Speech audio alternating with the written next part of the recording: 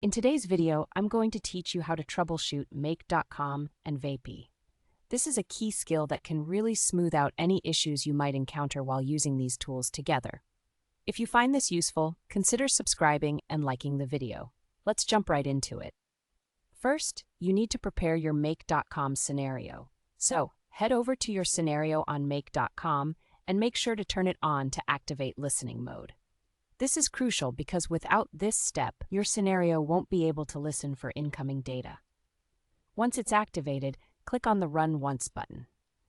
This will set your scenario into an active waiting state, which is precisely what we want to start receiving data. Now, while your make.com scenario is waiting, it's time to move on to generating and copying the webhook. To do this, you'll want to add a webhooks module. Select the Custom Webhook option and click on Add. Make.com will then create a unique webhook URL specifically for your scenario. This step is essential, so don't forget to copy this link to your clipboard. You'll need it in just a moment. After you've copied your webhook URL, switch over to your VAPI dashboard. Once there, locate your assistant and open it up to access the tools. You can then click to add a new tool. As you set this up, ensure you set the method to post. This is important for sending data.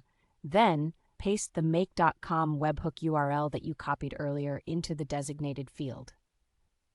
Finally, make sure to set the content type to JSON. This tells your system exactly how to format the data being sent. Next, we need to make sure that the parameters we're using match exactly. This is a critical step you don't want to overlook. Ensure that the parameters you define in VAPI correspond to the exact naming convention that make.com expects. For instance, if make.com expects a parameter named phone, you should also name the VAPI parameter phone, not phone number or anything else. If the names don't match perfectly, the data won't map correctly when it gets to make.com, and that can cause headaches down the line. Okay, now we're getting to the exciting part, testing the connection. Go back to your make scenario and click on Run Once again to ensure it's actively listening. With that in place, trigger a test call or chat from your VAPI tool. This is your moment to see if everything is working as it should.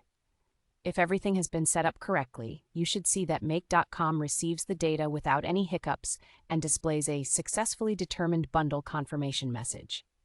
This means the integration is now working perfectly and you've successfully troubleshot the setup. So, to recap, we've set up our make.com scenario, generated our webhook, properly configured our VAPI tool, matched our parameters, and tested the connection. That's it! You're now well equipped to troubleshoot any issues you may face with make.com and VAPI. Thanks for watching, and I hope this helps you in streamlining your projects. Don't forget to subscribe and like the video if you found this helpful.